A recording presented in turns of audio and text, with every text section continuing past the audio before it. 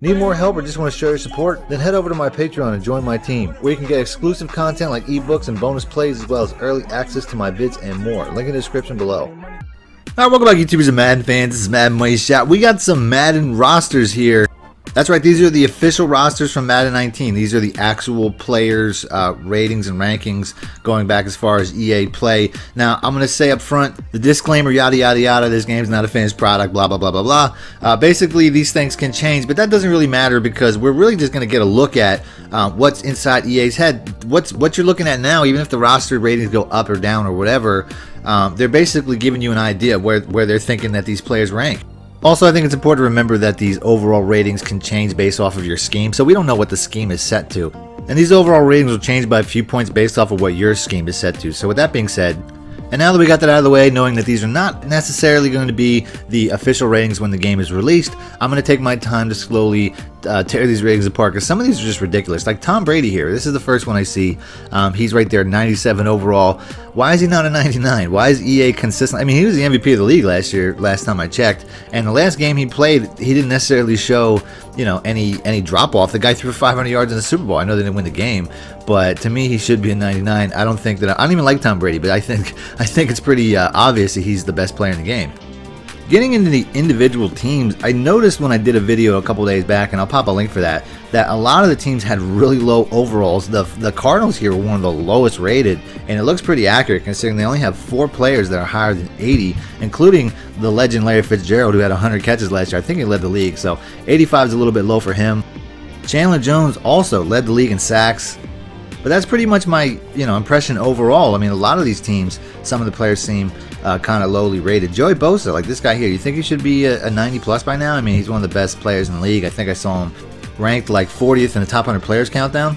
Moving on to the Chiefs, I mean, the same thing. You have, Tyreek Hill. He's an 86. I think he should be a lot higher by now. He was also in the top 40 and top 100 players countdown. I don't know if that really matters, but it's a good thing to make your judgment based upon. And then also you got Travis Kelce, who was like 24th. Look how bad he's rated with an 83. And you're viewing this the same way I did. This is how I started, just going through them. I mean, you can see here by the Colts, it's hard for these teams to get high rated players. I mean, Andrew Luck should be rated higher. Quentin Nelson's probably the highest rated rookie in 81. Like I said, it's hard to get high ratings unless you're the Cowboys. How about them Cowboys? That's right, just like every year, the Cowboys, America's team, is immune to this low rating curse that is sweeping across Madden. Look at this team, it's totally jacked. It has 5 90-plus players, which I haven't seen any other player in this game have. And I'm not saying these players aren't good, but if you look at the trend of all these other teams, nobody else has this. You may think I'd be overreacting, and I don't want to spend too much time on this, but then I go down a little bit and I see this. Chidobe Awuzie. 80 overall corner. I'm going to use this guy as a reference point throughout the rest of this video. He is now the barometer for bullshit. I don't know what's worse, this guy with these stats being an 80 or Deshaun Watson being a 79 overall. And then we compare him to the Super Bowl champion Eagles. I don't think the best player on our team is Malcolm Jenkins. I think it's Carson Wentz. He was an 85 overall, and I guess I didn't get a picture of that. Jalen Mills, also an 80 overall corner, was the 3rd alternate Pro Bowler. And yet somehow he still has the same rating as Chidobe, whatever his name is. Moving on, the Dolphins have a pretty good looking roster, man. They have one of the best young secondaries in the league. Minkah Fitzpatrick, you get a sneak peek of what he looks like. Honestly, they really do. They have some great safeties, great corners. The Falcons are one of the most stacked rosters in this game. As you can see here, I have to go, I think, almost 3 pages to get all their players in. The Niners overall have a pretty weak roster. I can't believe that Reuben Foster is that highly rated. The Giants roster doesn't look nearly as stacked as everybody thinks it is. I thought it was going to be better than this.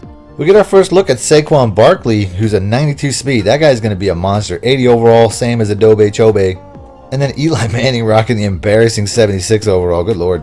The best team in Madden is still stacked, the Jaguars. Here's another example that I'm going to use to prove why is Chidobe Awuzie an 80 when Leonard Fournette's only an 81. That dude was an absolute monster this year. This makes no sense.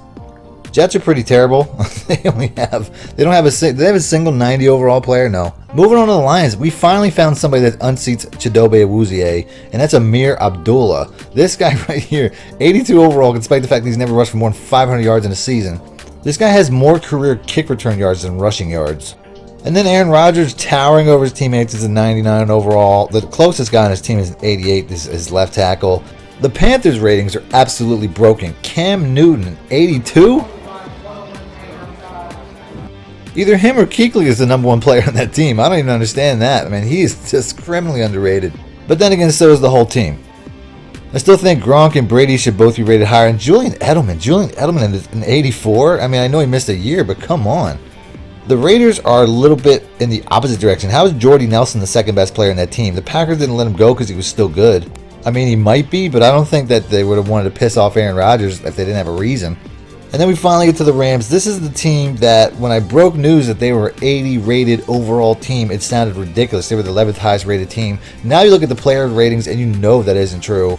This team looks like the most stacked roster in the game, and I can't say that I know that all these players are that good. Jared Goff being rated in 81 is kind of low. Madden's giving no respect to the young QBs. To put that in perspective, Carson Wentz was an 85 and Dak Prescott was an 80. So now it sounds like Dak Prescott might have been too high of a rated quarterback. Then we're going to look at the Ravens roster. Their roster actually looks pretty good. They got some good secondary and some good receivers and stuff like that. A decent team. We get our first look at the rookie quarterback that everybody wants to see, Lamar Jackson, with his 92 speed. Should have been at least a point higher though than Saquon Barkley since his 40 time was quicker. Josh Norman is taking a big fall from grace, but that's going to happen when you play in Washington. He drops all the way to an 84, which I think is a big drop off from what he was a year or two ago. I thought he was the highest rated corner last year, the year before that. The Saints have one of the best rosters in the league, filled with so much young talent after an amazing draft last year. Lattimore, Kamara, you name it. This team is just loaded. One of the best drafts in NFL history. The Seahawks roster lost a lot of talent, but I think they're still a pretty good looking team. I mean, a lot of that's really overblown. They still have an amazing amount of talent. Cam Chancellor's still in the team. I'm not sure if he's going to play in real life, but he's not going to have an issue in Madden. He's still going to be around.